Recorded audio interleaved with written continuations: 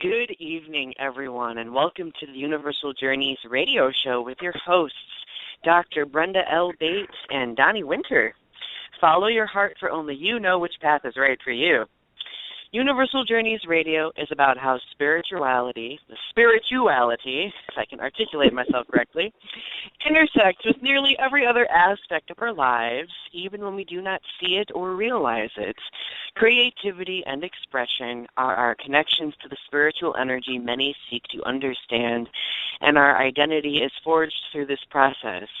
Universal Journeys seeks to help illuminate the different intersections between creativity, spirituality, and identity in order to empower and enlighten.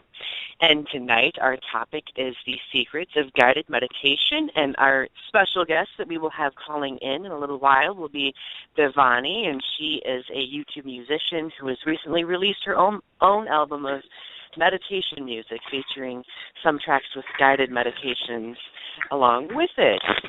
If you would like to call in and participate in our conversation, our call-in number is 347-850-8292. Hello, Brenda, dear. Hello. How are you this evening? I'm pretty good after that sneeze that kind of left me out and hanging out in out left field here. You know, I was like, oh, there I am, off the air, so but I'm back. I'm back. Yay for technology. Yeah, I saw that you got booted off, and I was like, oh, no. Oh, gosh, already. What happened? That was a powerful sneeze I had there, and I was gone. The sneeze did it? Yeah, sneeze did it. Oh. Oh, Brenda, you cracked me up. I love it. Hey, and I got my coffee. Fun, what good is it? What was that? I'm sorry. I said, hey, if we can't have fun, what good is it? Right, definitely. It's always good to have a good laugh, you know. Along with that and my cup of coffee, I feel as though I am beginning a meditative state, which is excellent, especially for this evening. So, yeah, just Brenda, don't fall asleep. Oh, well, of course not. We wouldn't want that now, would we? No. So, we have talked about meditation a variety of times here on the show, but we really haven't gone into elaborate detail about guided meditation, because guided meditation is different. Brenda, would you like to explain to us what your definition of a guided meditation is? Well, a guided meditation is where you have, and there's a couple of different ways that this is accomplished. You have guided meditation where someone will guide you from one point to the next point to the next point and get you to where they want to have you to open up and to experience different things. And a lot of times it will start out with walking. You're either walking down steps or walking up steps, or you're walking paths with roses or flowers on the side. They won't tell you what flowers, but they will say there's flowers, and you can decide what type of flowers that you actually see, and they'll kind of keep guiding you and into a certain area where you may sit down in the field on a bench, and you see someone who is coming towards you, and then they come up beside you, and so on and so forth. Mm-hmm. So that's one way. Another guided meditation, too, can be music. Music can guide you in basically the same way as allowing your logical mind to disconnect with your spiritual mind, and the spiritual mind will take over and do all of that stuff, or even combined it. So there's a lot of different ways you can do guided meditation. And I completely agree with you. I've had some experience doing guided meditations myself. I like to integrate music with it as I speak to the person, because it adds on another layer of sensation. You know, the interesting thing about guided meditations is a lot of people think that they aren't using their basic senses while they're doing the guided meditation, but they are. And the reason why I say this is because you're like looking at the world in a way that you're creating in your mind. You're using your senses of sight, hearing, smell, touch, all of those, and you're letting that help guide you and tell you something that you may need to know, or help guide you through a difficult experience or anything like that. I know one thing that I love to do when doing guided meditations is I love people using their sense of touch. Especially whenever I did guided meditations, I would always have the person envision that they are lying in a field in the middle of a rainstorm and feeling the rain wash over them, and feeling like the crispness and smelling the air in that scene, because that helps enhance that trance-like state. Makes sense. And it most of the time it works. Now, the thing is about guided meditation is that the person is placing a lot of trust in you in guiding them, because when you help put somebody in a meditative state, that also puts them in a very vulnerable state. And Brenda, would you like to talk to us a little bit about that? Because I'm sure you've had some experience with that, right? Well, when you say that particular, if that particular way, it reminds me of hypnosis. Mm-hmm. And hypnosis is about guiding too. And hypnosis I have had done to me a couple times. The other thing too is the guided meditation. I don't do a whole lot of that. I mean, I know Deb DeRusse, the one who has the Mystical Awakenings radio here, she does that all the time, and she's very good at it. I've actually been through a couple of her guided meditations before. Now, I, like you, like the music going on in the background. So, and I'm thinking I'm going off track here, but anyhow, the guided meditation does have, I mean, all the ones that I've been in, they do have music playing in the background, because that actually gets the feel and the relaxation and everything else going on. And then you have the individual, like I said, guide you through that process, and they bring you back as well. So definitely, it can be pretty profound. It also can do many different things. It could bring out many different emotions and things like that. Now, guided meditation also uses intuition, believe it or not, because what you're feeling, sensing, hearing, touching. Basically, you can touch stuff too when you're in a guided meditation. Is the intuition part of it? I've seen people begin to weep. I've done that myself, because in the meditation itself has taken me to a point to where I met, my love in there, and it was just it's a wonderful healing process, and it's a great way to clear some of those. Yeah, it's a great way to clear some of those pent up emotions too. It's healing. Definitely. And the thing is, guided meditations also shows the person doing the meditating of what they're capable of envisioning within their mind. And I feel like there is a degree of creativity that's involved, because, like you were saying earlier when you were mentioning, imagining the flowers, the person doesn't tell you specifically what flowers to imagine, but it allows you to create the image of the flowers in your mind. And I think it's especially important to talk about that on our show, because our show is about how, intuition and creativity go hand in hand. But the thing, I have had some really good guided meditation experiences, and I've had a few bad guided meditation experiences. And when you mentioned my train of thought almost just derailed there. When you mentioned that, oh my God, my train of thought totally did derail there. That happens. Yes, it does. Maybe I'm getting a little too meditative. Ooh. See, I told you. Well, at least I'm not falling asleep. That is a good thing. Don't say that. Right.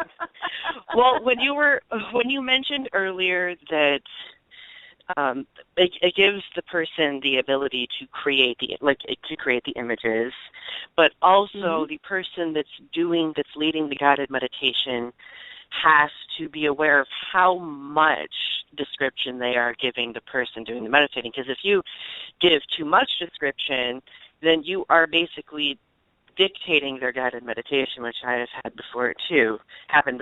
Right. There was this one time where I had someone doing a guided meditation with me, and like their detail was so specific that I got lost within my guided meditation, and they didn't bring me out. And because they really didn't know how to bring me out either. So I really think it has a lot to do, like you also have to take into consideration the level of trust you have in the person who is doing who is leading the guided meditation, because you don't want to end up in a type of situation like that. I remember after I did come out of it, for about 2 or 3 days, I was incredibly lethargic, and I kind of felt like I was in 2 different places at once. And eventually it dissipated, but it took a toll on me there for a while. Guided meditations is an amazing experience, but you have to be sure that you are safe with it. You have to be sure that you trust the person who's guiding you. And you have to trust yourself, too, because if you allow your own personal issues to get in the way and to dictate your own guided meditation solely, then you'll lose yourself in them. The whole purpose of the meditation is not to lose yourself in them, but it's to remove yourself from them and examine the issues from a broad perspective, but within the mind. At least that's what my definition of guided meditation consists of. Well, the other thing, too, with the guided meditation is the one who is guiding the individuals through this meditation should have put up a protective barrier to have a safe place for people to open themselves up to meditation. And that's really what you do, is you open yourselves up to meditation. And is the other thing, too, with guiding, I can honestly say that you don't, with someone who's guiding, they don't want to get into, like you said, telling the whole thing of what individuals look like. Now, with Deb, the experience I had with Deb just talked about going down a path and flowers and that we smelled and what type of, it's like, okay, she said, what type of smells do you smell type of deal. She didn't tell you what to smell. And then, going to this particular bench in the field, there was an individual coming up. She explained that the individual was approaching, and it was up to us to discern who actually was this individual, because there are many types of different individuals that will come and talk to us. It could be guides, could be our parents, could be our loved ones, it could be, it could be anybody. Exactly. And, so it depends, and then at the same one, she said that, okay, this individual gives you something to bring back. She didn't say what it was, but it was up to us to, whatever that was given to us was ours. It was ours to keep and to bring back with us. So, and then she kind of brought us back with saying, okay, now, you say your goodbyes or whatever you want to call it, and each other, and then they walk away and you come back. So she leads you through that whole process. So it's a great adventure. It is. I've been through some of the guided meditations that have really helped me understand myself much more. I remember there was a guided meditation I had once where I was prompted to that I was walking through the forest, and there was a person standing on a bridge. And I went up to that person, and that person ended up being my grandma, and I ended up having a conversation with her. And, it really wasn't me talking. It was more her talking, though, through her facial expressions. It's amazing when you're in that type of state, because there there are very few words spoken. It's mostly what you are seeing in the imagery and the expressions and how you're perceiving those things too. It's really powerful. I love it. Yeah, it is amazing. And like I mentioned before, this is very similar to hypnosis, because in a hypnotic trance they'll take you through something like this as well, depending on the practitioner. And so that's why it's so important that the meditation is done in a way that is safe for those who participate. Mhm. Exactly. And yes, there's a lot of CDs out there that have guided meditations on them, and it made me think, are all of those musicians and everything being aware of what they are putting out there when it comes to that type of thing? And I think a lot of them are. But again, it comes back to that sense of description, and I think you're completely right. When it comes to guided meditations, it is very much like a form of hypnosis, because in a way you're kind of giving control to another person. They're basically guiding you, well, obviously guiding you, so it's called guided meditation, but they are determining what direction you go in. Right. And the other thing, too, is when you have someone who can do a guided meditation well, is their voice will help you through that process. I have gone through some or listened to some on CDs, stuff like that is like, okay, put me to sleep now already, or it didn't resonate with me. Now, I can tell you that Doreen Virtue has some very good guided meditations. So I like her stuff. And there is another one, too, that I don't remember what her name is, but she was very good, too. Yeah, and when we get Bevani on here, she has some beautiful guided meditation music. And normally, I never really listens to guided meditation music. I listen a lot to just meditation music without speaking, but with hers, I found it very moving, because not only is she, saying specific, what she's saying isn't too descriptive, but it's descriptive enough to put you in that meditative state. And also she's using the sound of her voice complementing the sound of the music, so both of which kind of meld together, which I think is highly effective. I'm really amazed by how her album turned out, which we'll be going into more detail about shortly. So she has a very nice voice to listen to. Sorry. She does. She definitely does. And I was just going to say, for those of you who do not know, her album's called Sacred Sounds, and you can find it on iTunes. It's absolutely beautiful and totally worth it. Before she comes on, I might as well tell how I was introduced to her in the first place. I was introduced to Bevani. It was I think it was about a year ago or so, when I listened to her cover of In Dreams, which is basically the theme song from the Lord of the Rings trilogy. And I remember crying a lot and listening to it repeatedly, and I felt like I know that song probably wasn't intended as a meditative piece, but it helped put me in that meditative state.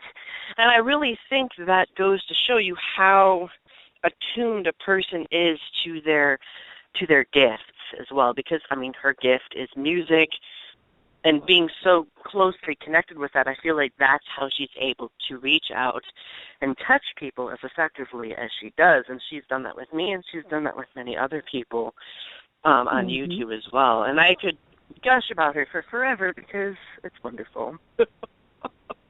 Yeah, it is. And before I came on to the show, I actually sit back and I listened to several of her songs, and it's like, oh man, this gal is great. She has a way with bringing out that the inner feeling in right through to the music and into your heart and soul. So she's great. She definitely does. And I think that's the interesting thing about music. Because, I mean, we mentioned earlier that music is it can be a huge component to guided meditation. In fact, I don't think I've ever had or heard of a guided meditation that has not involved music in some way. I know, like, some guided meditations include a beat of some sort, some sort of rhythm, which, I mean, that's obviously considered music too, but most of which is complemented by some sort of track or background music that helps enhance the mood. And I can honestly tell you that there are so many different soundtracks or songs in general that I have listened to that have taken me to that place. In fact, one recent one, Adele just released her new song titled Hello. I don't know if you've heard of that yet, Brenda, or listened to it, but it's absolutely amazing. And I think everyone is always going on and on about how popular Adele is whenever she releases a new song. And I sincerely believe it's because she can touch people. She can relate to people. She takes her own inward experiences and projects them through the song, which then the listener is exposed to and absorbs as well, because she writes a lot of music about loss and whether you're heartbroken or the one being the heartbreaker. And at one point in time, we have all experienced that type of thing, which I think that's what makes it so much more pivotal, because there is that personal side of it. And in a way, I would argue that song almost put me in a meditative state the other day, because I could relate to it so much that I felt like I was becoming a part of it. That's always good. That's always impressive stuff when it happens. Yes. So how about you, Brenda? Do you have any particular song that you really connect to or resonate with? A lot. I have a lot. Mostly Celtic songs. I mean, that and in Native American flute. I have drums, Native American drums.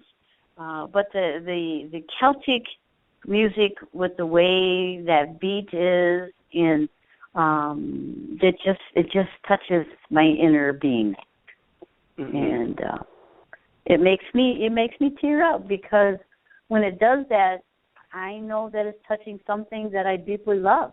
I may not know what that is, but it's still there and it's still touching it. Exactly. So, yeah. And I was just, sometimes I think we try to cope with things in so many different ways, and I really feel like music is the thing that a lot of people, fall back on. That's usually like the last thing that will help bring a person out of that really dark place. And a few weeks ago, I was going through something like that, and I felt like I was just being swallowed whole in this void of blackness, basically. And I was like, I really just need to listen. I have a listing of or a playlist of meditation music. I turned it on, and I found myself being free of that type of thing. Like, it slowly brought me out of it.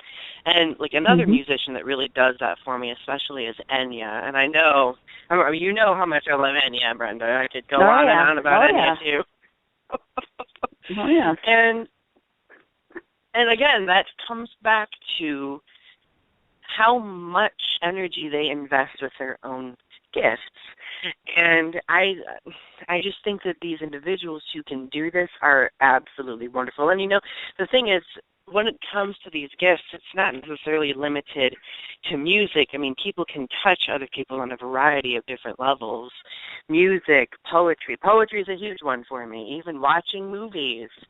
I know this is a confession, but the Hobbit movies and the Lord of the Rings movies often put me in that type of meditative state where I feel as though I am in that realm, I guess. And every time I feel like I'm there through watching those, like, it's an amazing feeling.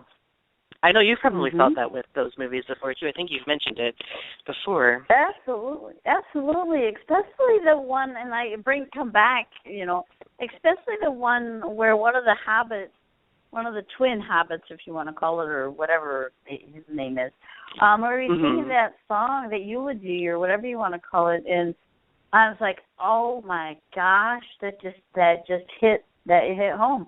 I don't know if maybe in a past life that I had something similar to that happen to me, and the music was there. I have no idea, but it just like tore me up. Yeah, and like I'm the same way with that. And in fact, I just the other day I shared with you a deleted scene or an extended scene from the recent Hobbit movie. And, I was just like, somebody posted it on Facebook, and I was like, oh, yay, I get to watch the scene. Keep in mind, this is at 5:30 in the morning. And I'm watching it, and I bawl, crying, like drowning in my own tears, crying. And, like, the scene is so simple. It's just, Bilbo taking that little acorn, and it was a really climactic part of the movie where there was, a lot of death and destruction, and he plants the acorn. And, like, that symbol was so pivotal to the rest of the movie, along with the music that was playing, because you start hearing that music that you recognize in the Lord of the Rings trilogy, and it's just like, oh, my God. Oh, my God. Well, like you yeah, it was. In for him to say what he said at that particular moment, not to lose hope, and he was planting a seed. It's like, we may win the battle today, but our seed will go on forever, and people will remember this day. Will remember this fight. So don't give up, because it's not time. We're not finished. We will go on. We will be remembered. And that in itself was like, oh. Oh, I know. And, like, I don't know. I was just struck by that. And that the entire rest of my day was a perfect day, too. I was like, oh, my gosh, that energized me and uplifted me. And I'm trying to remember what quote he said. I think he said, what can we do when we're confronted with death? Keep on living. Keep on living. Like, that's all we can do is living. And I was just like, wow, that's, like, it's such a simple thing, but it really packs a powerful punch. And again, with that music enhancing it and the scene, that put me in a meditative state. Like, I mean, there are many different ways one could argue that, a meditative state happens, and I feel like that was one of them. All right. So we have come up on our first half hour. Did we want to take a break? Yes, let's do that. And what are we going to listen to? We are going to listen to Bevani's track titled Alchemy. And we will be back, everyone.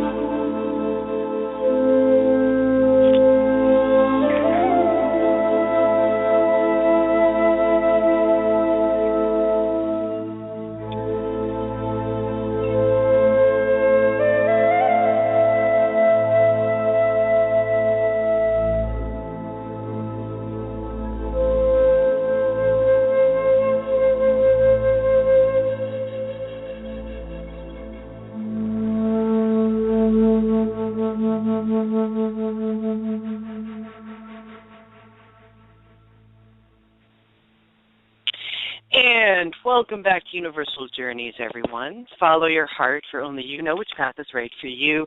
Tonight our topic is the secrets of guided meditation, and we have a guest, a YouTube musician named Bevani. And Bevani is with us right now. Hello, Bevani. Welcome to the show. Hello, Donny. Thank you for having me. Oh, it's so great to have you here. And before we included you in the conversation, Brenda and I were talking about how we were first introduced to your music, and I was telling everyone that I was first introduced to your music through the cover of In Dreams that you did. I think it was a couple years ago, but I listened to it about a year ago, and I was completely moved by it. I am already obsessed with Lord of the Rings, but hearing that song and in the way that you composed it, it was absolutely beautiful. And we were talking about how music has the quality of placing people in meditative states. And that song, for me, did that for me. So so to ask you a question regarding that specific song, what inspired you to make a cover of that song? It's a good question. It was a couple years ago. I'm a Lord of the Rings fan. I love the movies. And, that was a collaboration. That song was with the pianist and my sister, who's in the video singing. So I guess as a YouTube artist, I was just kind of exploring ways to connect with people, and I thought, well, I like Lord of the Rings. It's a popular movie. Maybe I can make a cover of this and connect to some more fans. So that was probably the thinking behind creating it, and then you never, so that was the idea, and then in the studio you never know exactly what's going to happen, but we created kind of a slow, more meditative version of the song. And I think that's kind of how it came about. I can tell you that it was very beautiful. I mean, I listened to it and I watched it a little while ago, and it's like, wow. And for you to come on afterwards and say this is dedicated to your brothers and sisters, and I'm thinking, true. you just pulled me in again. It was great. Yeah, that's right. I did dedicate it to my brothers and sisters, and I have 4 brothers and 4 sisters and 1 brother, and we're all pretty close and tight knit, and I have just a lot of respect and love for all of them. And through this whole music process too, it's like it's so nice having their support and love as I'm making my way through this. Absolutely. Definitely. If I may, Donny, I'm go going right to ask ahead. one of the questions that I gave you there. How did you get started in all of this? I mean, what inspired you to do this type of music versus any other type of genre that you could have done? Yeah. Well, I mean, I actually do play quite a bit of different genres of music. If you read my bio, I'm on this kind of quest of breaking free in music, but also in myself. And it's always been part of my journey is who am I, and discovering myself and my own judgments and barriers, and just getting more and more comfortable with being myself, with being in this body. And I see now, looking back, how that is very closely connected to my music and what music I choose to play. And it's kind of been this natural progression of, if you look at my YouTube channel, I started with River Flows In You, these beautiful Yaruma songs that I found,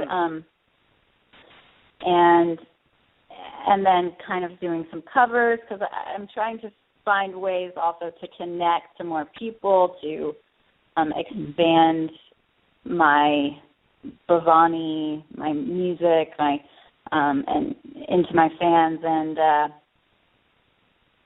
then I'm not sure if you're referring to the Sacred Sounds now, that music. I recorded this meditation album all pretty quickly, and I think I got to the point in my playing and in my confidence that I'm like, I can create original music, and I can just I feel confident enough to go into the studio and lay down tracks and play what I really enjoy and what sounds good to me. So Sacred Sounds is all original, and a lot of it was improvised with some ideas behind each track. But again, I think that just followed my internal journey, if you know what I'm saying. It followed my, okay, now I'm confident with my music, with who I am more, and I feel ready to just make my own album. So excellent. That answers, yeah. And see, and I think that definitely demonstrates how close we are to our own creative outlets.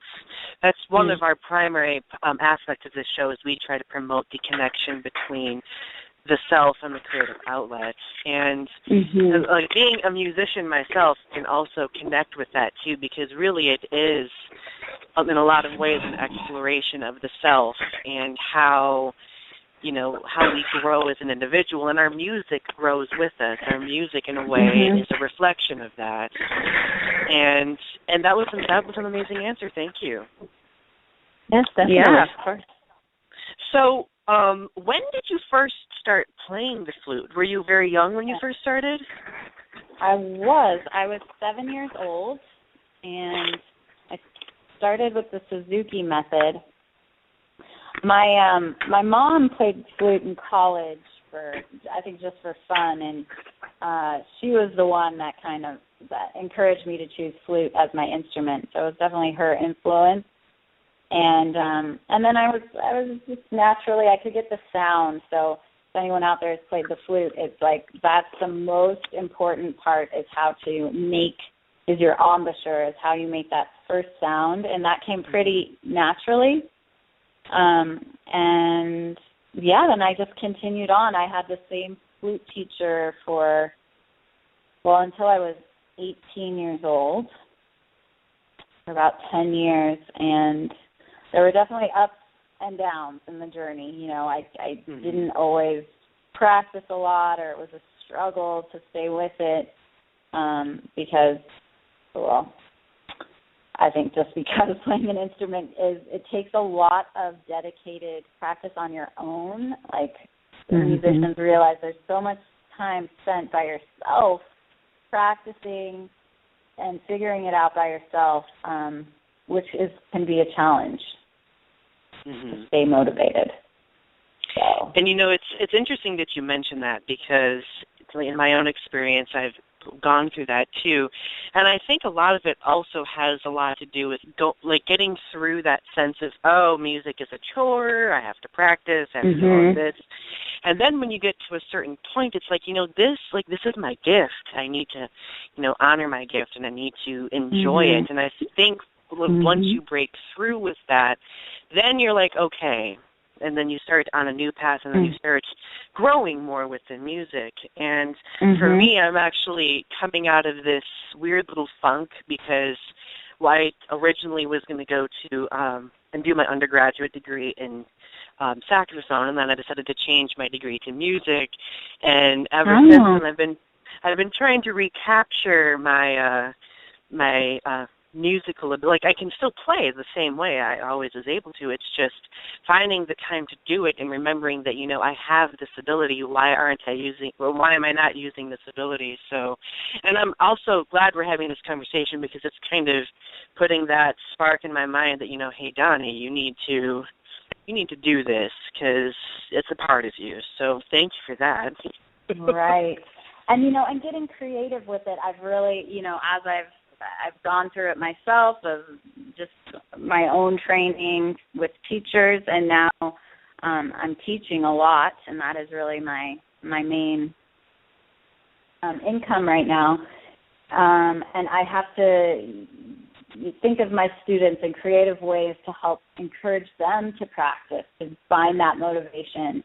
And the way I teach now is a lot of actually putting on music for them to feel. So actually we start with stretching, with just stretching and some breathing, and then playing along with music. So you aren't so, solo, you aren't by yourself, and actually having that background can be inspiring and also help with rhythm, just feeling a beat. So that has been a huge help, motivator for my students and for myself. I mean, I play along with backtracks, or I improvise with beats, all these things that I've kind of figured out on my own, but really help motivate me to practice and feel more inspired or connected. What do you play, Donny? Do you play the guitar or? Saxophone. Saxophone, yeah. So that would be the same kind of ideas. How can saxophone and voice and flute, these are all solo, we make one note at a time. And so it can feel kind of lonely when it's just the solo instrument, but when you put a backtrack on or you put some beats on, you can get inspired, I think, to practice, to just feel the music a little differently than if you were playing by yourself. So, yeah, I've never thought of it that way. That's actually very interesting. Yeah. I know that whenever I used to practice, if I practiced with, say, a friend or something playing a piano accompaniment, then I'd be like, oh yeah, I'm feeling as though my music is greater than it was when I first started because I'm connecting with someone else doing the same thing. So, that's very interesting that you bring that up. Now, when it comes to teaching, did you originally believe that teaching was going to be in your future, or was this something that just happened spontaneously? Definitely something that I knew was in my future. That's actually really been a part of my journey as a person. I'm the oldest of the 6 siblings, the 6 kids, and I think being the oldest has some teaching qualities and responsibilities. I started teaching flute lessons when I was 16, actually. So, and that kind of changed the game in my practicing too, because I realized, I'm telling my students to practice, and I'm not practicing that much. So, just like anything, the moment you start teaching it, you learn about that subject or instrument in a whole new way. And it's something that I'm definitely passionate about. I love teaching. I love connecting to these students and inspiring them and, being their mentor. I'm an open teacher as far as, the music they'd like to play.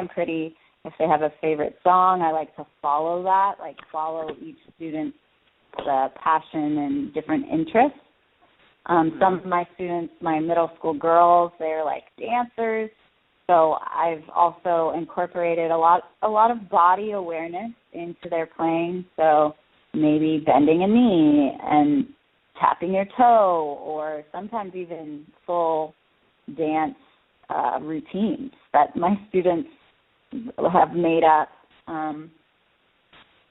And what was the original question? Oh, did I always know I want to be a teacher? So yeah, I've been teaching since I was 16, and I plan on continuing to teach as I move through life. It's really fulfilling to me. I actually get energized from it. So that's a good sign, I think. That is an excellent sign. That's absolutely wonderful. And in a way, I feel like that is a significant part of your creative outlet too, because you're passing on that creativity to a different person and helping them understand its importance and that, they have a gift as well. So I completely understand that, and I think that's excellent. Oh, you're welcome. So when you first started on YouTube, for example, let's use YouTube for example, did you ever fathom that you would end up recording your own album, having a following, anything like that? Because I know, I'm trying to remember which, was it the River Flows in You song that gained a lot of views and put you out there? I think that was the song that did it. River Flows in You, and then Kiss the Rain is actually my most popular YouTube song right now.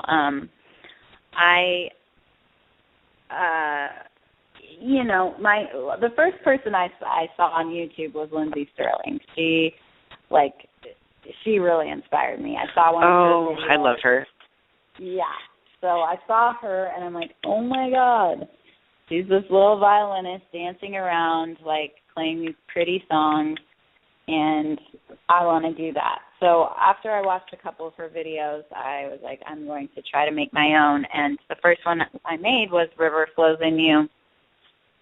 And the intention behind it was kind of an experiment. I didn't really know, because I'm not doing the editing of the videos. I didn't really know what it would turn out to be, or how. I mean, I had a big learning curve of YouTube. I'd never uploaded a video before, and but my intention behind it was to put myself out there to show flutists, because there really hasn't been any flute players out there making these more creative videos of going out into nature. So I was like, I want to try something different and really incorporate the beauty of image of nature. And I was so happy when I first saw the video. I was like, oh my gosh, this is beautiful. I had no idea. I'm not involved in that part of the video, like the editing and I mean, I chose the location and I help with that part of it. But anyways, I was very happy with the video, and yes, I was like, okay, I want to create a fan base and show other flutists what's possible, and keep exploring with myself. And so I'm happy. I mean, I want to grow the channel even more, and I think there's potential. I have lots more videos coming out actually in the next couple months. And yeah, did that answer the question? Yes, it did. Perfect. And I'm really looking forward to your upcoming videos too. And that's a lot of the reason why I wanted you to come on here too, because I like to help promote other people too that have creative talents, because it's important to put that type of thing out there, because you don't know who you may be influencing or touching out there with your ability. There may be a person out there who is incredibly discouraged about playing their musical instrument, and them seeing you expressing yourself in this way can help inspire them, be like, hey, I am fully capable of doing this too. I just have to keep going on. And I think that's one of the most valuable teaching influences that anyone could possibly have, is simply leading by example. And I think you're doing a wonderful job with that too. Thank you. Yeah, that really is my deepest hope, is to touch people with my music and inspire them in themselves. And I've seen that a lot. I get a lot of messages from fellow flute players that they're like, oh, you inspired me, or I want to play this song. And also this idea that anything is possible, like your creative outlet and your being has a place in this world, and there's so many possibilities. There's not one way that you have to do music. or you can play with this group. You can make a teaching video. You can do. There's just endless possibilities, is what I'm learning, and to follow that, if you have a little inkling of, oh, that might be fun, well, try it, and in anything that you're doing. So I'm on that journey still of figuring that out. And, I think the beauty of it is the fact that it is a journey in the first place. How much we learn. Yeah, no matter how much we learn, I feel like we always are striving to reach that next level and, continue upward with that growth. So, and that's what makes it so motivational, too. So I know in a few of the different songs on Sacred Sounds, you use more than one type of flute. Did you want to explain to us these different types of flute? Sure, that would be fun. Okay, I'll start with the lowest flute that I played. So on I guess 5 of the tracks, the background is a layering of flutes. And the lowest flute that I play is an alto flute. So it's, the same fingerings as the silver flute that's on most of my videos and most of my music, but just a couple pitches lower. It's like a fifth lower. And so that's my bass sound for a lot of the tracks. The next one would probably be, my silver flute, which is a brand-new model, and it's made out of silver and gold. And I play that one the most, and definitely have the most flexibility, the most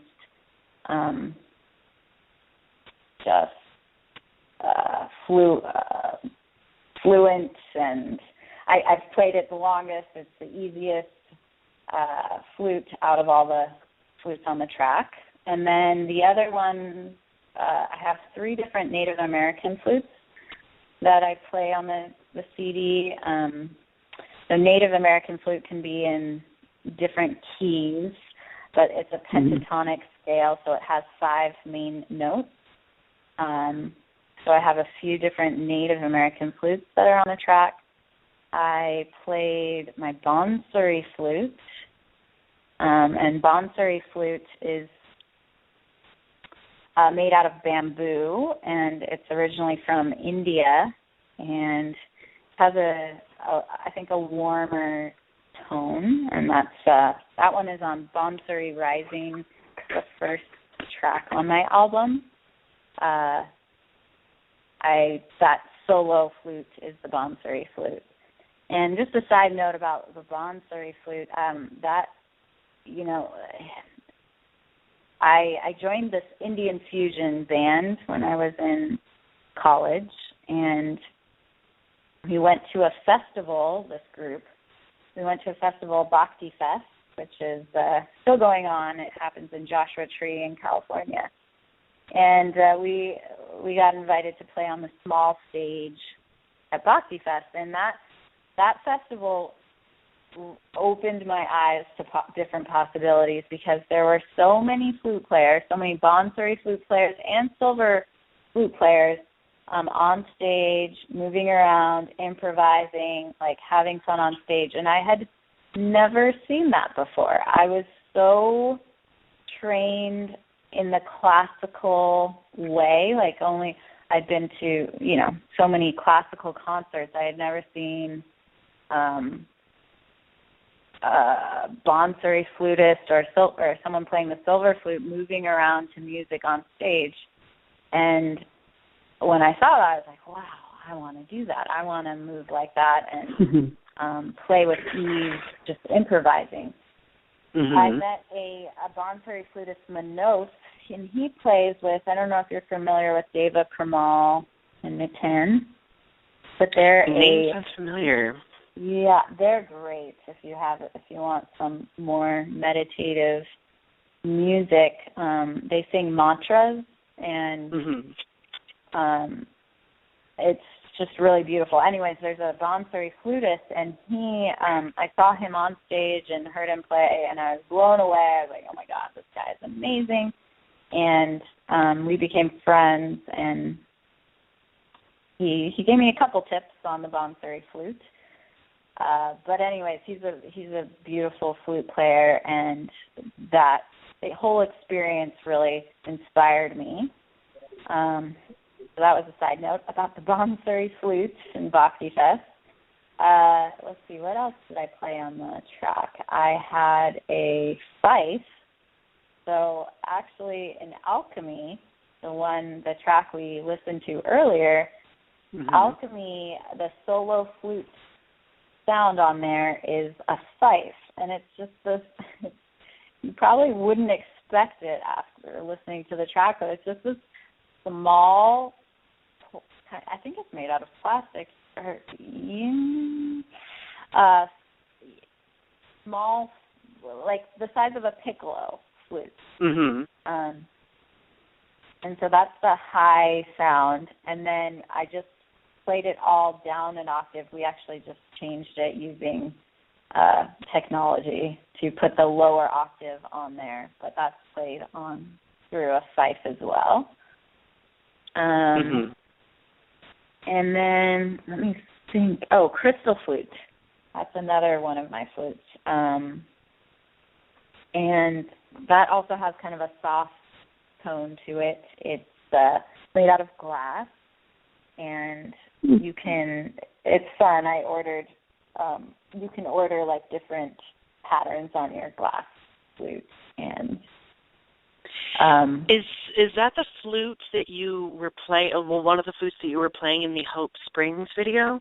Yes, that's the crystal flute. Oh, okay. It has such a beautiful sound to it. I love it.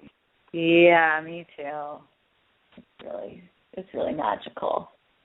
But those flutes are also only in one key. So that flute I was playing was in the key of D. And I think those were all the flutes on the track, on the CD. I think I went through all of them. So that's wonderful.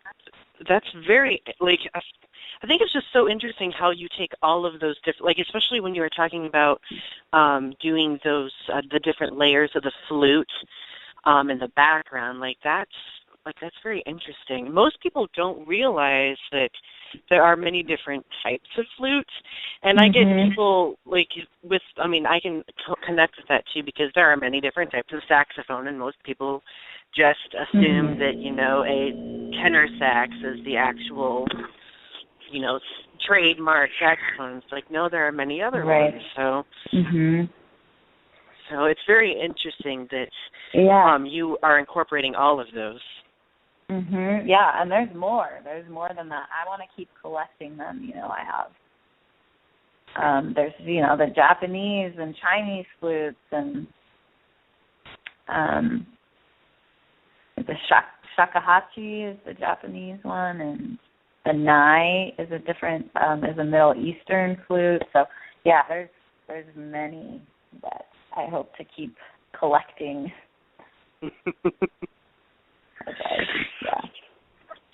So, beyond, I don't think you answered this question yet. If you did, I apologize. Beyond this meditation album, what other genres of music do you aspire to incorporate in any compositions you may be doing in the future? Well, my next album release is Break Free, and this is my electronic dubstep album. So it has and I've been working on this album for the past 2 years. So it's a very exciting time to be just finally releasing it to the world. And it's just been such a long process, and I've learned so much along the way. But this album is all about dancing and moving, and just exploring the flute in a whole new genre of music that hasn't been done very often. Like, you don't hear the flute with electronics. And this is specifically written for, the flute, so it's challenging parts, it's fun, and I'm hoping that other flute players will want to buy this music and play it themselves.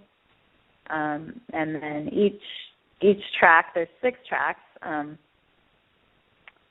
have a little different flair, a different sound, and a different message behind them. So the release date for that is set right now, December 1st, and I'm just working on getting the pre-sales available, and I'm making a whole page on my website available about the story behind the album and what the process was, and that's going to be live on my website very soon. And what is your website? Bevani.com. There you go. And there you go, everyone. Thank and you. Also, if you want to listen to more of Bevani's music on YouTube, youtube.com/Bevani Flute, right? Yes. Bevani Excellent. Mm-hmm. Okay, I only have a couple more questions, I swear. No problem. Okay, so when it comes to Sacred Sounds, and it's a very interesting album because part of the album is just the instrumental track, and then the other part of the album has a guided meditation connected with it. What inspired you to include guided meditation tracks into this album? Well, it started by having my friend mentioned, like, well, why don't you use your voice? You're a yoga teacher and you have a nice voice. Maybe you could add it to the tracks. And I went with it. I was like, wow, that is a good idea. I could see that happening, and I could use my own kind of beliefs and words that encourage me and put them on my music. That sounds like a powerful idea. And so I tried one track, just to explore this, like, wow, having my voice on a CD is a little different. I'm not a singer, so it's a different experience putting your voice, recording yourself, recording your voice. But I've also personally done a lot of meditations or guided meditations. I have a mentor who always uses music and poetry. She recites poetry with the music, and it's super powerful. And so a couple of my favorite poems or poets is Rumi. He's like definitely my favorite. So I used 2 of his poems with my tracks. And one is The Guest House by Rumi, and the other one is The Alchemy poem. And I loved doing that. And so then the other tracks are really my own free flow form of guided meditation that I find helpful. Just these words of, coming into the moment with your breath and feeling your body, accepting yourself, like where you are examples of things that when I'm trying to stay connected and be aware, these are the words that I use for myself. So I just went with it, and hopefully it can guide some people, or I like that, there's the option of no words, because sometimes that is also what someone would prefer. Is that answered? That's, I can honestly tell. Well, Brenda and I, before you came on the show, were talking about your music and how your voice becomes a part of the music in a way. And and I found that to be very, very interesting because, I mean, rarely have I ever listened to guided meditations with a person's, or I haven't listened to much meditation music with a person including their voice in it, and that was very moving for me. And I can, like, Hope Springs is my absolute favorite one. Whenever I'm having a really bad day, I will turn on Hope Springs, and I'll be like, oh, I feel so much better now. So it definitely does work. Oh, that is so sweet to hear. That's really awesome. But yeah, that's really interesting. Okay, so last but not least, and you've kind of answered this question earlier, but I wanted to give you a chance to answer it again in case anybody is just tuning in right now. What do you hope listeners will take away from listening to your music? Well, I'd say a sense of calm, of peace, of expansion, and maybe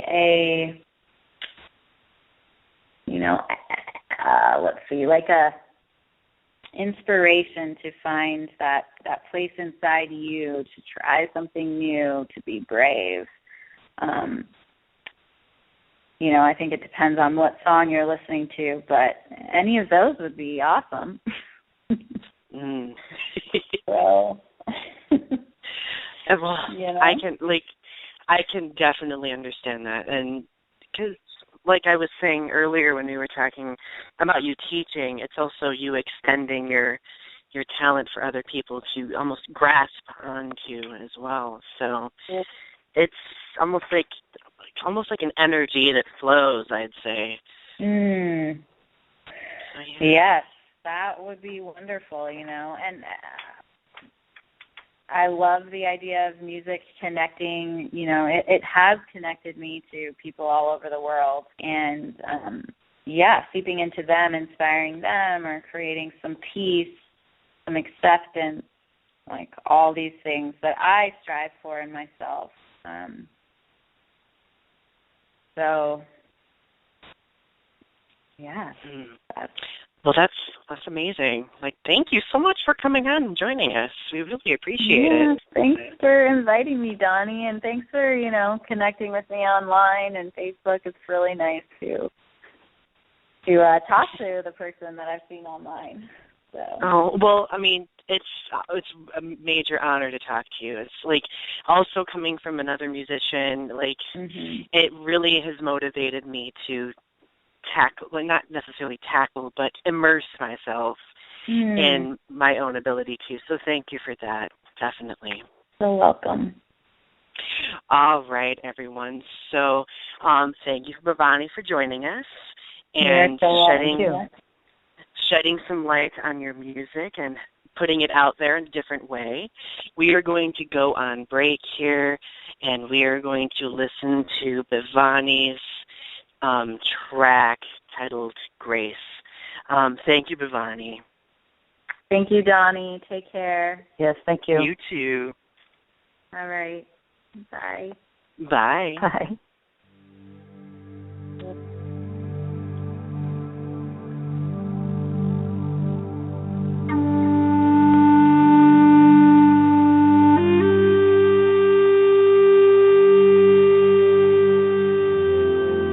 Life is a gift.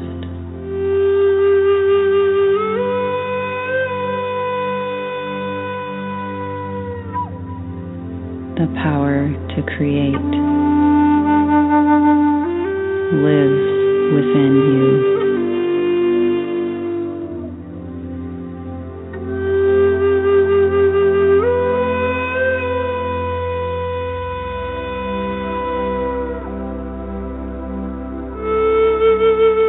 When you realize love penetrates every part of your being, you are free.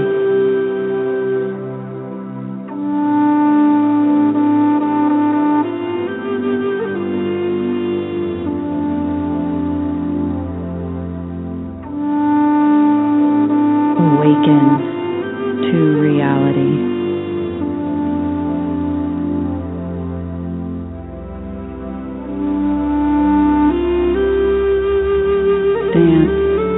natural order of the universe.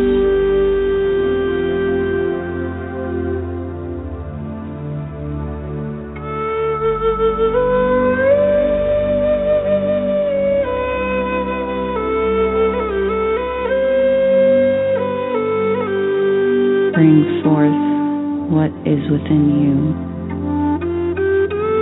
for this will save you.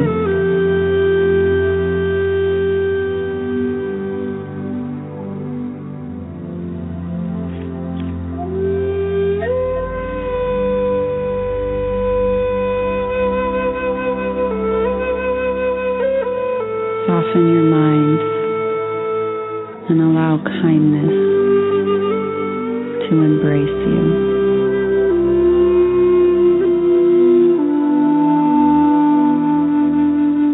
Fall into the infinite patience that life offers.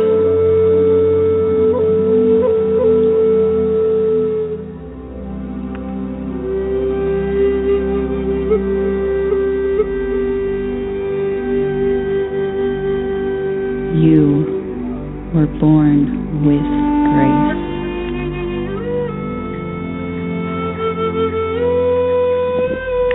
This unconditional love lives within.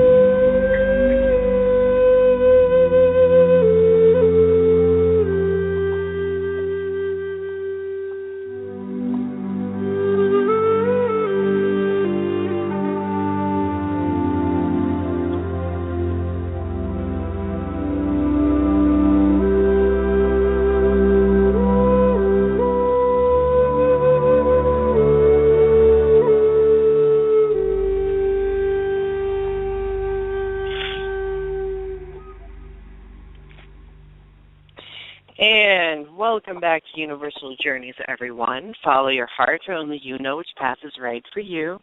Our show tonight has been The Secrets of Guided Meditation, and we had our musical guest, Bevani, join us, and you were just listening to one of her tracks. Again, if you are interested in listening to more of her music, if you visit her on YouTube, it's youtube.com/Bevani Flute, or you can visit her website, bevani.com. Also, if you enjoy listening to our show, feel free to follow us on our social media sites. If you go to I cannot speak right now.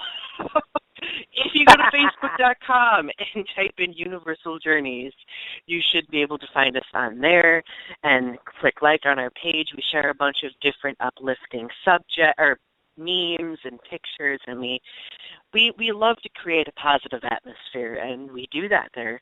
Also, we're in the process of getting our shows uploaded to YouTube, so if you go to youtube.com and type in Universal Journeys, feel free to subscribe to our channel and listen to our shows there if you prefer listening to them there. All right, Brenda. Did you get through that, Donny? Sorry, I'm so psyched out that I got to talk to Bevani. It just made my day. So she is definitely amazing, and her music is just as much amazing as she is. And that young lady definitely is going to go far. Mm-hmm. Definitely. I completely agree with that, 100%. So let's bring our conversation back to guided meditation.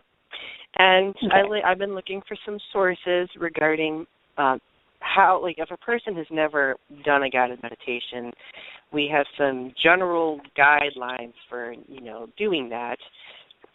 So I have a listing of do's and don'ts for your first meditation from chakra.com, and this article was written by Tamra Lechner. Okay, so we know that there are many benefits to meditation, and this has a lot to do with your first meditation as well, but this also kind of goes hand in hand with guided meditation too. So one of the first do's is ease your mind by knowing what to expect. And she says, expect thoughts. Many beginners believe that meditation is the absence of thoughts, when in fact that's all. What we will come to experience are pauses in our thoughts, known as the gap, where you can connect with your personal soul. The gap manifests in different ways for different people. I totally lost where I was reading. The many different ways for different people. If outside of meditation you experience peace, synchronicity, coincidences, creativity, abundance, or joy, then you are spending time in the gap. Also know that experiences in meditation provide exactly what you need. Some people feel physical sensations, see colors, or have emotional swells. You might even fall asleep during meditation, which is your body's warning sign that perhaps you need to get to bed earlier. Good one. I know, right? And that's totally true, too, because and this goes hand in hand with guided meditation, because if you are listening to somebody else guide you, don't expect to be absent of thought entirely. Obviously, you are going to have thoughts, but your thoughts are going to be different from that day-to-day hustle and bustle that we experience. What do you think, Brenda, dear? I agree. With the meditation, and if you continually do it each and every day for as long as you can. I know there for a while I was doing it for an hour each day. And when I was doing it for an hour each day, I would always do it in the same spot. Not necessarily the same time, but the same spot. I lit a candle. Sometimes I had incense, and sometimes I had music in the background. Sometimes I didn't. Because what happens for me is if I have the music in the background, then it distracts me, which is kind of interesting because most of the time you have the music back there, and it really is your preference. Now, when I was meditating all the time, I was able to see beyond some of the things that most of us have and are bothered by, and oh, really? Why you got to do that stuff? That didn't mean anything to me. I didn't feel that. I didn't partake in any of that type of backlash or any type of that stuff. But I felt one with everything, and that's when you get there. That's a great feeling. Now, will you always stay there if you stop meditating? No. It does take a little bit of time to get back out of that feeling or the sensation and the vividness of everything that you encounter. But once you're out of it, then you have to go back and do a regimen and continue to do the meditation. Because I've done that too. I've experimented. Now I'm trying to get back into meditating for at least a half an hour. And I really do think my meditation point is an hour. So, but at least I'm trying it. The best thing to do is when you're first starting, only do, 5 minutes, 10 minutes at a time. And you build up to where you really feel it, and you know that you've been in a meditative state. Do I fall asleep sometimes? You betcha. I do. And I have to agree with what this young lady said about, you need to get sleep. But the other thing, too, is sometimes you go too deep into meditation, and when you go too deep, that's when you fall asleep. However, if you're aware or awake, in a sense, within your sleeping pattern during your meditation, you will get information through that process, too, and I've done that as well, and I'm like, whoa, I wouldn't have got that. And you want to make sure that when you are meditating, not to have any type of distractions, because that will take you out of that meditative state, and it'll take you a little bit longer to get back into it. Exactly. 4, well, not 4, not the number 4, but for her next point, she says, find a quiet space. In your home, this means in a place, and this is especially if you're doing personal meditations, this means go to a place where you can be alone without interruptions. If you're going to a guided meditation or a group session, this might mean sitting in a place where you aren't distracted by things like cold breezes, noises, or sitting somewhere physically uncomfortable. And usually the people preparing the guided meditation will make sure that that is the case, make sure that the setting is comfortable for you. So definitely keep that in mind. And I've done guided meditations where lighting is very important too. It's very important for me, especially because I remember doing a guided meditation under fluorescent light, and it's surprisingly difficult to do it because it's a very obnoxious light, So I think it's that's why a lot of people incorporate candles or mood lighting, and it helps facilitate that sensory experience that makes it easier to reach that meditative state. What type of lighting do you like, Brenda? I like a dimmer light. I don't like there's light in my room, my studio room here, and it's a little bit brighter than I would normally like.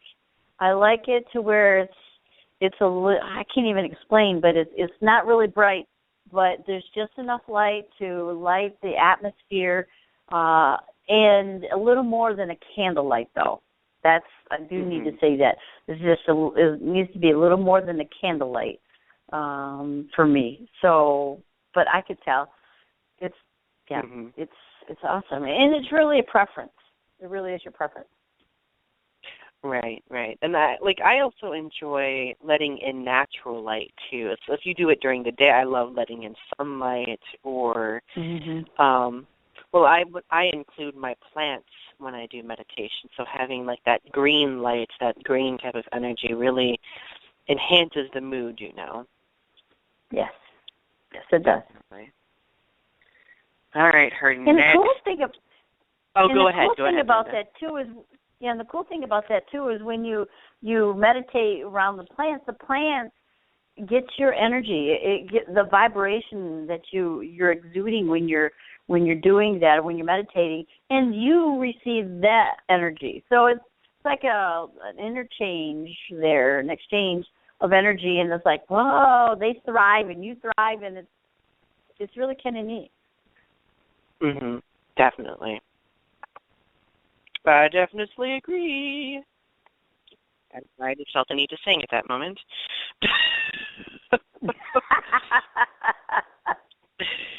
Good. She suggests next to have a timer. She says if you're on your own, make sure you have a timer to signal the end of your meditation. And she's suggesting an app you can use called Instant Timer. Startling out of the meditative state to an oven timer or peeking at your watch every few minutes may not give you the peace you need. If a timer isn't available to you, you can certainly open your eyes to check the time once in a while if you don't find it disruptive to your practice. And this app that she suggests uses a very delicate chime that's not really obnoxious, because that is true. When you don't want something startling you out of your meditative state, because that could be jarring for you on more than one level. So it's important to ease yourself. Definitely ease yourself. Let's see here. I do. I've never used a timer in my meditation, so I guess I could try doing that and see how that goes. Yeah, because then you're not worried about, is it time yet? Or, because it's just with the timer, and you can set the different noises to your timer too. It just helps you to relax and okay, the timer's got it. I don't have to worry about that part of it. Exactly. Okay, I'm done.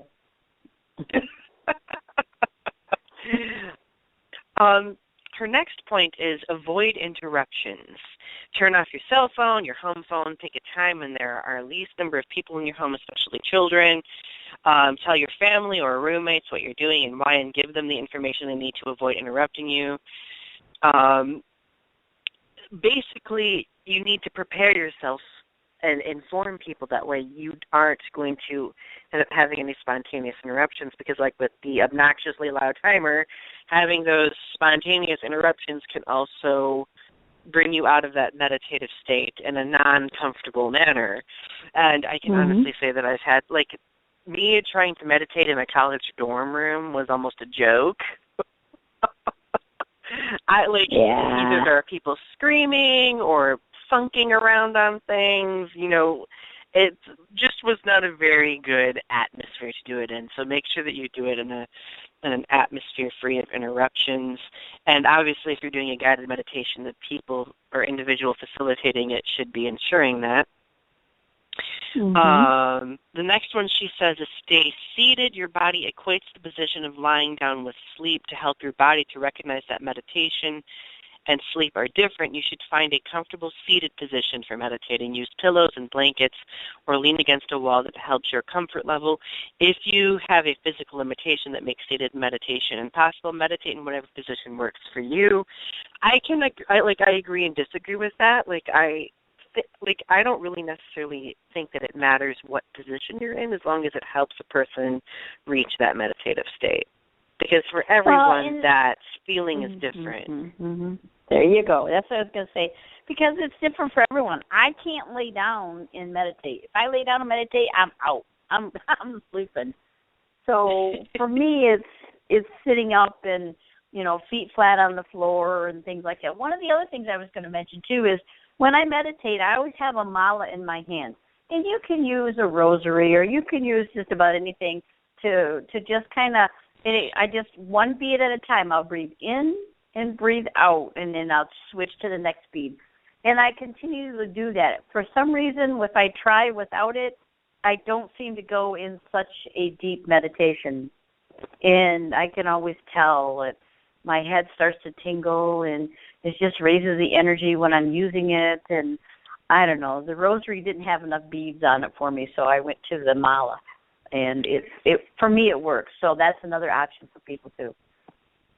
You know, that's interesting. I never thought of that. I don't think I've ever included any objects with my meditation. Well, I do have my rune necklace that I have worn during meditations before. So that could be equated to something like that, you know, helps facilitate that. You know, exactly. The other thing, too, is you can meditate with crystals in your hand, which will help you to raise the vibration up to a certain level. And depending on which crystals you have in your that you're holding will depend on the type of information that you'll be receiving as well. Exactly, definitely. But I guess I've never thought that really. So that's really interesting. All right, so we are on to her don'ts. Dun, dun, dun. Okay. Don't meditate with a cat. No, that's a big don't, because you know the cat's going to distract you. Yeah. That is hilarious. Okay, so her first don't is don't judge your experience. You are always given exactly what you need in each meditation. One day you may feel a total stress release. The next day you may feel irritation or disappointment. Instead of judging your meditation, practice gratitude for the experience you got and be curious as to why things may have been different. And I think that goes a lot with personal meditation. With guided meditation, I think it's a little bit different because you're also allowing another person to guide you in a specific direction.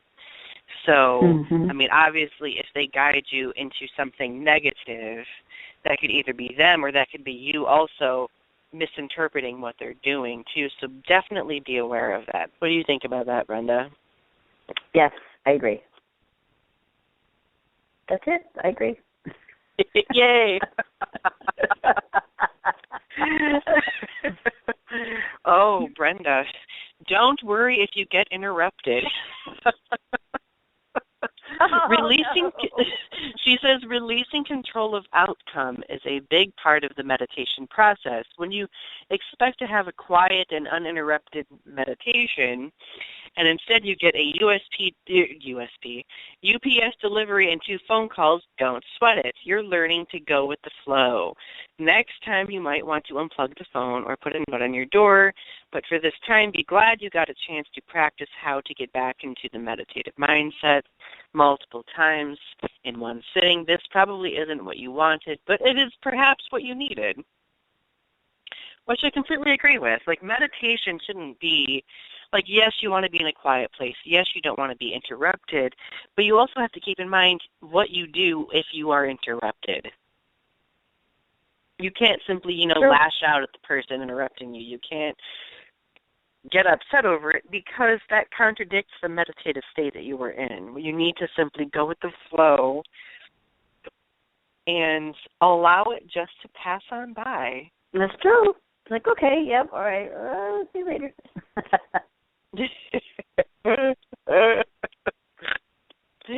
Oh, Brenda, you crack me up. Okay. Well, there was a reason the cat wanted to come in,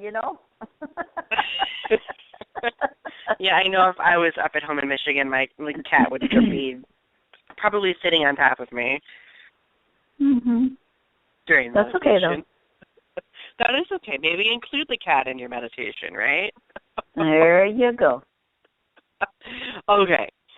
Don't compare your experience to others. As they say, comparison is the thief of joy.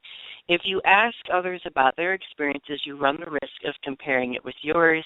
Meditation is different for each person. Some will see colors, experience profound thoughts, and have physical sensations, while others will feel distracted and fall asleep. None of this has anything to do with your meditation, so avoid comparisons. In fact, don't even compare this meditation to your own prior experiences. Trust that you will always get what you need from every session. Remember that these are just guidelines to help start you on the meditative process. And, I can honestly agree with that because also prying into other people's meditative experiences is in a way can be disrespectful because a lot of those experiences are personal. And to kind of get that out and try to pry that out of a person, that kind of is an invasion in a way. So be very sure of who you're talking, be sure of the person you're talking to, that they're okay with sharing that kind of information. And I really like how, go ahead, Brenda, dear. No, go ahead. You really like how what? Well, I was going to say, I really like how this article conveys the whole idea of the theme of going with flow, because in a lot of ways, meditation is not successful if you can't learn how to do that. If you can't accept things as they come and to let them pass by when it's necessary. The other thing that's important is don't judge what you receive with someone else's receiving, because what someone else may receive, they may be much more advanced in meditation than what you are. You can't expect to be having the same information, the same stuff that someone else is. Don't beat yourself up about that. Been there, done that, doesn't work. Okay? So, and then sometimes these people out there saying, this is what you're supposed to do, and this is how it's supposed to happen, and blah, blah, blah, blah. Something, stop blowing smoke, because it is an individual experience. Everyone receives different information, receives it differently, experiences different stuff. So it's an individual thing. So please don't judge yourself up to someone else who's been doing it for quite some time, or someone who says, "Oh yeah, I get this," and in actuality they don't get anything. They get less than you receive. Exactly. So another thing is So if a person goes into a guided meditation session with, a group of people, and other people have more profound experiences, or they, reach a deeper level of meditation than you don't like you were saying, Brenda, don't judge yourself. Like, just because you didn't reach that meditative state doesn't necessarily make you a person who is unworthy of it necessarily. It's just saying that at that moment in time, you weren't meant to be in that type of state, I suppose. Or maybe you're expecting too much from it because of what someone else has stated. You're getting information all the time. It's just how you perceive it. Because if you're thinking or expectation, if you're expecting to be like somebody else's, then you're not going to get it, because you have your own way of receiving information. And the challenge is figuring out what your way is. That's really the biggest challenge of this whole meditation thing, is figuring out what your challenge is. And sometimes how to figure that out is letting go. Say, okay, It's going to come to me. Let go. Stop beating yourself up about things. It's not worth it. Agreed. And going, like you were saying, going into the situation with expectations will basically negate anything that you'll experience, because, the whole point of meditation is freeing your mind of that type of thing. The whole point of meditation is finding that point within your mind where you are letting go but embracing something new as well. And if you go in there being confrontational like that, you're not going to receive what you need to receive. It's not going to work for you. Correct. Exactly. And I've been to a meditation before where here's my point. Make sure that you keep in mind what you're thinking when you're in that setting too, because the thoughts that you project out can be very damaging for other people in participating in the guided meditation too. Okay? Because not everybody knows how to protect themselves, and in the guided meditation, if it's done in a way where they're already in a protective circle, protecting them from outside influences, they aren't necessarily being protected from influences from within the circle. So keep in mind what you project. If you are really angry about something and you project it out there, you're going to interrupt other people's experiences too. So definitely keep that in mind. That could also prevent you from having the experience you want to have. Right. Yeah. And I can tell you that I've been in a guided meditation where there have been people like that. There's also people who will go and participate in guided meditations who will literally suck the energy away too. Some people who are energy vampires like that are very attracted to those settings. So definitely, I'm not saying that, it is a dangerous experience. I don't think it is, but it's good to be mindful, and it's good to go into the situation without, a basic idea of, what you're thinking. Like, you need to be wary of what you're projecting out there. Right, and that's a whole different subject right there, is projections and, thoughts and things like that. And so, but we do need to be mindful of what we are doing, and any time, especially during meditation, when we're around other people. And those who are actually facilitating meditations, they're the ones who should be making sure that nothing is there to harm. Inside the circle, outside the circle, doesn't matter. And also protect you from any type of extra things that float around and try to sabotage too. Which that can definitely happen. Oh yeah. Having that awareness, that's important. Intuition, it comes back down to intuition. Go ahead. But, it's been a long time since I participated in a guided meditation. Yeah. I think it needs to happen again at some point. So, let's see here. Brenda, do you think meditation should be fun?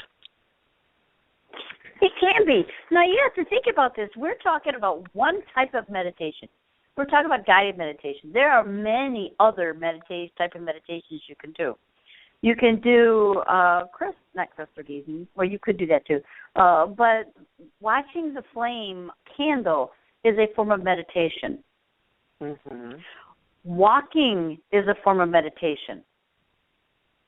Okay? Yep. Going out and dancing is a form of meditation, believe it or not. Okay, because you get lost in the music and you dance and that's a form of meditation. So, mm-hmm. What we were talking about is just one form, but there are many forms of meditation. This is true. It depends on how you feel or what you feel. I know that walking, and I still have my beads in my hand, but walking is a form of meditation for me as well. Being outside in nature is a form of meditation. Yes, definitely. For me, too. So just don't, if you can't do it one way, if you can't sit there and meditate like that, you're not lost. You just have a different way of doing things. If you want to go mm-hmm. out there and you want to walk around, if you want to be outside, just be outside. You don't have to do anything. Just sit there. You can sit on the ground. You can sit on a bench, You just be there. You can have your eyes open. You have your eyes closed. It's really up to you on what you want to do with the meditation. That's the beauty and the sacredness of meditation. Not everyone mm-hmm. does it the same way, and that's I'm striving for that, to let everyone know not everyone does it the same way. Dancing, I love to dance. So listening to music and not having any interruptions on the outside and just dancing is like, wow, that's kind of cool, and it's freeing, and it's exercise too. So. Well, true. Well, and see, the thing is, like when we were talking with Bevani earlier, playing music or singing is also a way to reach a meditative state. And and I know, one aspect of our show is emphasizing the fact that our intuition is always connected to our, creative outlets. And our creative outlets, they are our greatest power. We can use them for so many purposes. We can touch other people with them. We can find answers within ourselves with them. We can grow with them. And that's mm-hmm. especially I can honestly say when you were talking to Bevani, I felt really moved because I realized that there are certain gifts that I have let, go by the wayside. And music is one of them. You know me, Brenda. Music used to be a huge part of my life.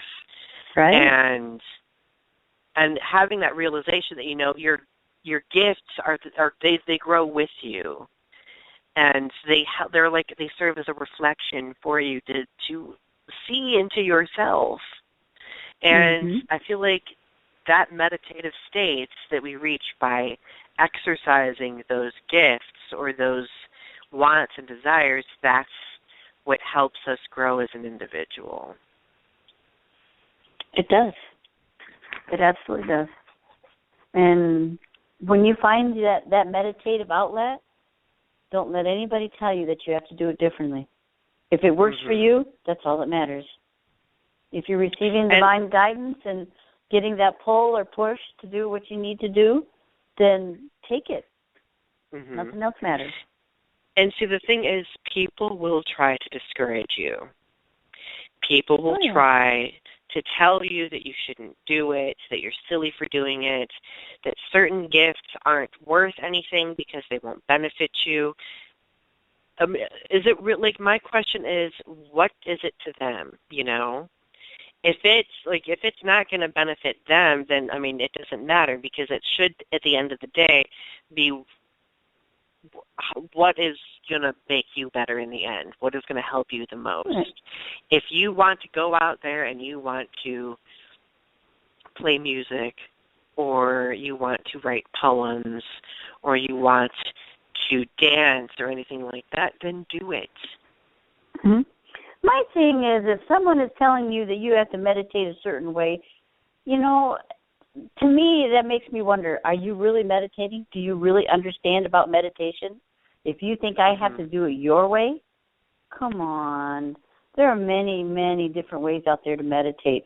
Why are you trying to control me on how I'm supposed to be instead of the way that I am? And that goes back to the thing that that goes back to the thing that this program, you know, stands for. Follow your heart, for only you know which path is right for you. And that's so true. It definitely is.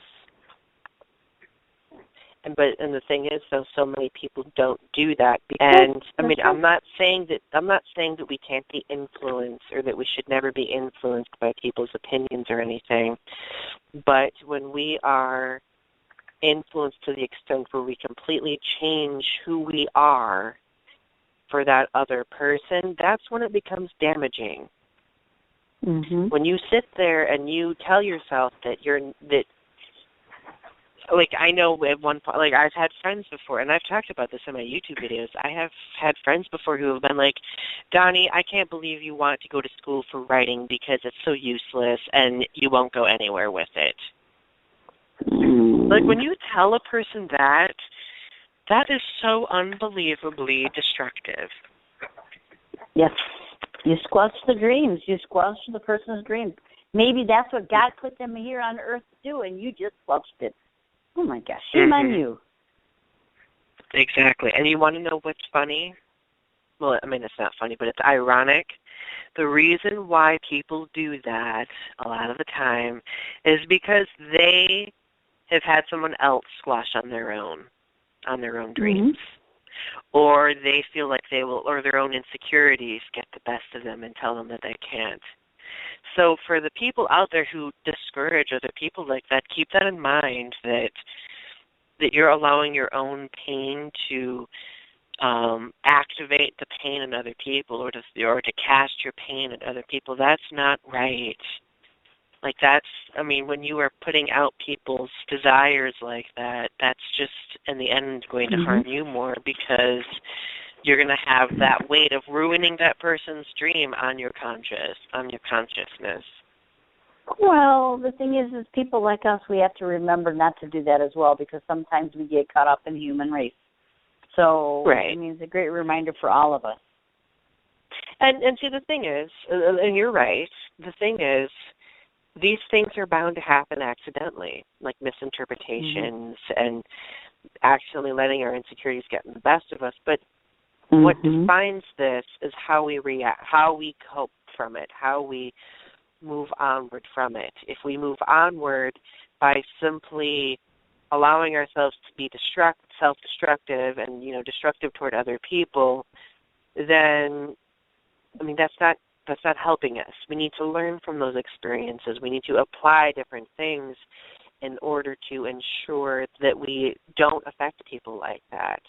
And I think a lot of people need to take that advice too. So, true. So yeah, true. I agree. So cool.